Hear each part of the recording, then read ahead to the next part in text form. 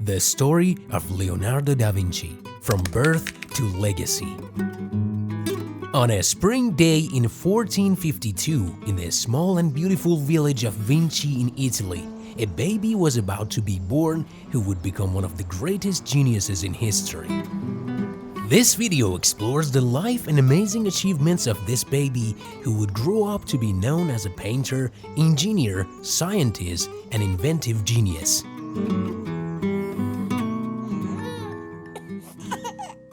The cry of a newborn baby filled the air.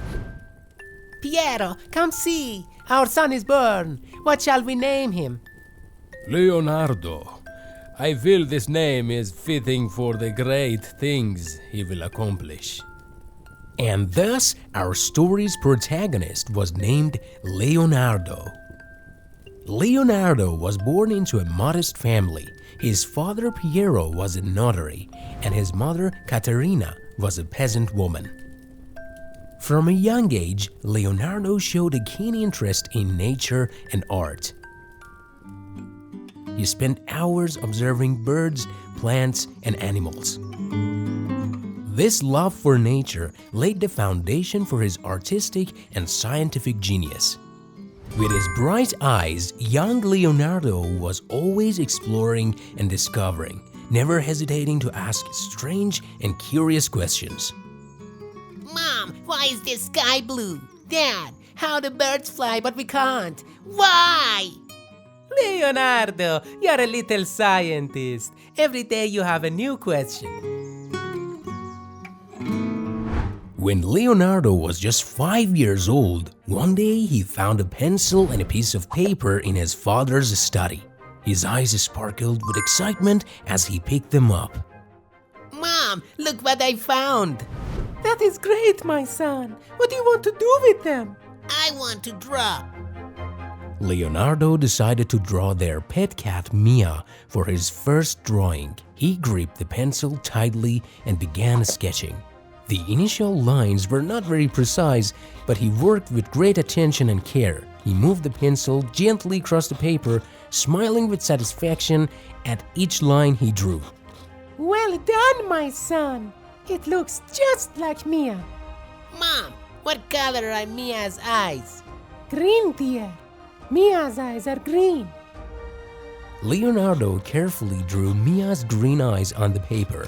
He paid attention to small details, trying to make his drawing as accurate as possible.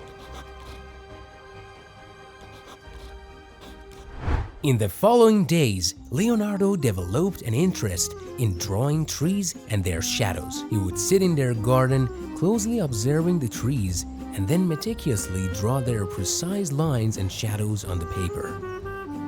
He noticed how the shadows changed with the angle of the light, finding this phenomenon fascinating. Dad, why do shadows change when the sun moves? That is because of the sunlight, son. When the angle of the light changes, the shadows change too. How interesting. I want to show this in my drawings too. With each passing day, Leonardo grew older, and his talents blossomed even more. Seeing this, his father decided to take him to Florence, a city that was the center of life for many artists, scientists, and architects at the time, so he could receive proper training and develop his skills. Leonardo joined Verrocchio's workshop with enthusiasm and quickly learned painting and sculpture techniques.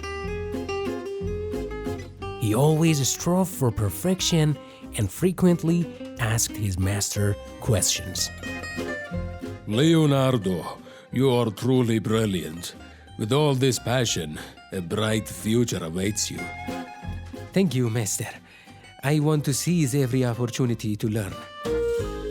Leonardo progressed rapidly in Verrocchio's workshop. He not only honed his skills in painting and sculpture, but also developed an interest in various sciences. He studied the anatomy of the human body and created precise drawings of it. With his remarkable talent and genius, Leonardo decided to move to Milan after achieving initial success in Florence.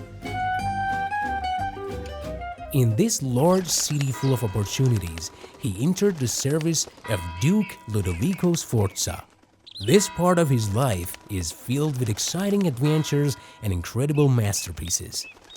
In 1482, 30-year-old Leonardo arrived in Milan, a city that was one of Italy's cultural and artistic centers at the time. He carried a letter of introduction from Lorenzo de' Medici, the leader of Florence, to Duke Lodovico Sforza.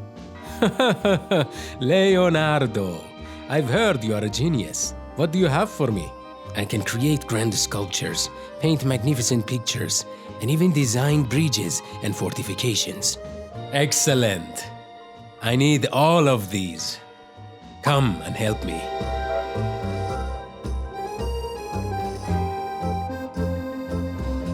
Leonardo quickly got to work. One of his first major projects was designing a grand horse statue in honor of Lodovico's father. This statue must be grand and majestic, something that impresses anyone who sees it. I'll start the construction soon and finish it quickly. However, life wasn't always smooth. Leonardo faced financial difficulties and technical challenges. The grand horse statue was never completed because the bronze needed for its construction was redirected to the war effort. This statue should have been completed, but the war ruined everything. In 1495, Ludovico asked Leonardo to paint a mural for the convent of Santa Maria delle Grazie. Inspired by the story of the Last Supper of Jesus Christ and his 12 apostles, Leonardo created this magnificent masterpiece. I need to depict this moment in a way that makes every viewer feel as if they are present. Leonardo started working meticulously and created the incredible Last Supper painting. Leonardo, this is magnificent. Everyone who sees it will be deeply moved. That was my goal, for every viewer to feel the emotions and sentiments of the apostles in this critical moment. Another notable work from this period is The Virgin of the Rocks, which depicts the meeting of Mary and her child Jesus with John the Baptist.